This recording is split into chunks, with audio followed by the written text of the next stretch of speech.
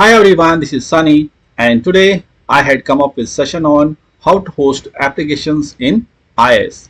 We will also learn what's application pool and how to use application pool while hosting our applications. So let's start our session. So to host our applications, what we need is we need IIS. So let's open IIS first. And to open IIS, what we do, go to search bar and type IIS. You will find Internet Information Service, which we use to host our applications. And one thing, if you don't find IIS in your local machine, what you can do, go to Control Panel, then click on Programs, go to Turn Windows Feature On and Off, and here you need to select this. If this is not selected, you need to select this Internet Information Service, and then Web Management Tools, IIS Management Service, IIS Management Console. So you need to select this and then click OK and Next and then Finish. So the IIS will get configured. Then you can restart your machine. You will find IIS in your local machine. So now let's host application. And for that, what we need is we need application. So right now we will not create any application. What we do, go to this document E, go to some drive, and here create some folder, and then it get hanged. In this application folder, what I have done, I have placed a simple index.html page with some simple text. So you can see the text here.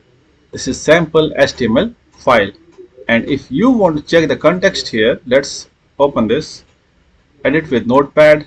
You'll find this is simple HTML file. So this is a text which is written inside this HTML page. Now we have to host this. We created folder, in that we place index. Now we want to host this application in IIS. So let's go to IIS first. Open this. In IIS you will find application pool, which I will show you later, and sites. Now go to sites. In the sites you will find default website, which is already a site which is created by default. Either you can create an application inside this default website, or you want to create new website like this default website, you can create that as well. Add website. And if you want to create new website, you can give the site name. Let's give it ABC. Physical path. So physical path will be the same where we have placed the application. It is, go to this PC and document E and application. Okay. See, IP address. So your machine will be having some IP address. If you want to host your application for that IP, you can do that as well. So this is the IP address. Or if you want your application to get opened for any IP, then you can select here all unassigned. So it is internal application. So certificate is not here. We had not configured any application certificate. So this is internal web, which is HTTP. This is not the secure one, but for now to understand this, I'm showing you this. So this is HTTP. If you have the certificate, then we can use the HTTPS, which will be more secure one. The port will be 80. The host name, you can give any host name like www.ani or like www.test.com. So you can use that. So for now, click on OK. A binding is assigned to another site. If you assign the same binding to this, you will only OK. So it's saying this binding is already used by default website. So we cannot use the same port. Let's OK. You can see now we get another site like the default website. So now we have two websites. So this is how we can create a new website. And if you don't want to create a new website and want to create an application inside this website, which will make a sub application, you can create that as well. Let me show you that. Add application, give the alias like test 1, and then you can give the physical path. So let's give the same path, this PC, document E, and application. Okay, so application pool, this is important. So we are giving the same application pool, which is test1.com. so select here, you can change, which I was showing you that why do we need application pool. So we have different types of application pool, and we can create a new application pool also. That I will show you, like how to create new application pool. So default application pool will be the default application pool. So let's give it, and the configuration here are, it is .NET CLR version 4.0 pipeline mode. So this is configured here for this default application pool. So you can choose any web application pool for your application. So let's click on here, OK, and then OK. An application with the virtual path already existed. So it's saying we had already configured this with the same path. So let's change the path. Now let's give it document E, let's give it C, websites www root. Okay, okay, okay. It means the what it was saying, application with the virtual path. So virtual path, what is the virtual path here? So let's make it test 3.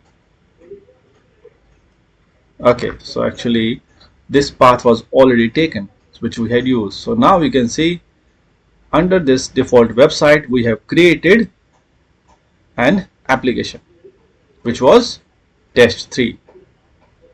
Okay, so this is how we can either create different website, or you can create an application. Now if you want to browse this, let's browse this test1.com, because all the 3 applications are using the same path, which is under application, the same index page. So you can browse anywhere. And one more thing, see, this is how we can browse, like browse. And if you want to change the settings, so you can go here, either you can browse if you want to browse, and if you want to change the settings, then you can change settings also here. Application pool, you can change the application pool. As I said, we have different application pools here, and this is the configuration. So if we choose this one, it will have this configuration, .NET CLR version 4.0. and see, application pool is an internet information service, is a fundamental concept that allows you to isolate web applications for better security, reliability, and performance. And it works like a container. How? See, why it's like a container. See, this is the application pool. Now if you choose here test 1, manage advanced setting, you can see this application pool is test1.com. Now if you go to another application and go to manage setting, advanced setting, you will find this application is also having the same application pool. So it works like a container. We can put multiple applications in the same application pool. So multiple applications can share the same application pool. So that's why it works like container. Now whatever the configuration this application pool have, let's choose some application pool. You can see the settings. So these are the application pools. Now if you go to advanced settings, so these are the settings which we have for this application pool, which is test1.com. This is having the identity, which is the default is identity for the application pool will be application pool identity. If you want to change this, you can change this. See, we have different application pool identities: local service, local system, network service, and application pool identity, which is a default one, and some other settings also you can find. So you can explore this. This is having the .NET CLR version, which is 4.0, which you can change also. If you are using some .NET which is version number 2.0, so you can configure accordingly. 2.0, and if you have 4.0 you can configure that as well. So name, CPU, so all the settings, all the configurations which are for this application pool, so you can change accordingly as per your requirement. So what we have seen here, application pool is a container because we can use the same application for different applications. That group one or more web application that we have seen allows them to run under specific configurations. So whatever the configuration we have for the application pool, all the application will use that configuration. See, so whatever the configuration we have for this application pool, which is test1.com, and when we create application, so they will be having the same configuration, because we have selected this test1.com application pool for this test1 application, so they will have the same configuration. Each pool runs independently. Now what does that mean? Meaning if one crashes, other remain unaffected. So let's say test1, test2, test3. If there is a crash, if something didn't work, now the application pool is having some issues. Now all the applications are having the same application pool. If this application pool didn't work, so all the applications will not work. Okay, now if we change here manage application, advanced setting, and then if you change here the application pool, let's choose here default application pool. Okay, now if there is issue with this test1.com application pool, test2 and test3 will not work, but it will not affect test1. So that's why what I was saying, we can also choose different applications for different applications, and if something is happening with the one application pool, we can use another application pool as well. That's what it is saying. Each pool runs independent, it will not affect.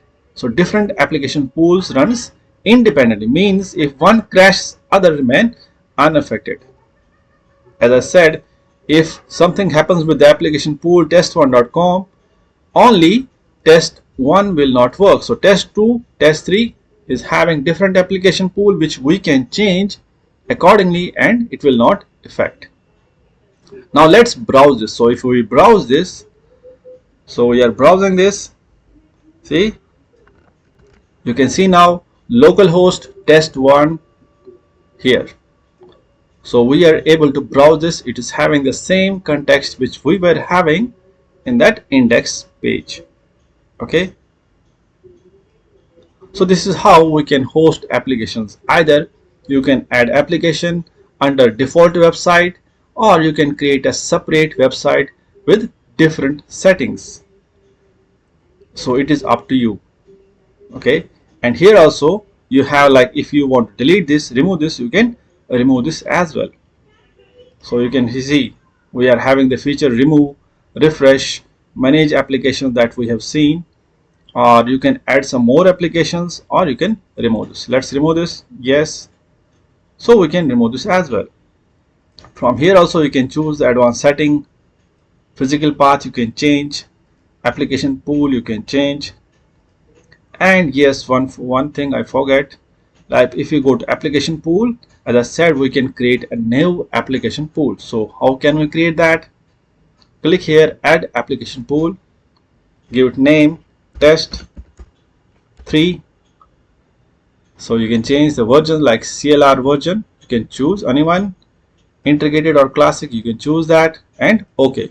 So you will find our new application pool. Now if you want to create some different application, so you can use this application pool which you had added for that application. Okay, so you can change the settings here. See, so these are the settings. So this is how we can add a new application pool. So that was it for today's session. I hope you understood. We'll come up with the next session shortly. Till then, have a nice day. Bye bye. Take care. Be healthy, be safe, and love your family. Bye bye.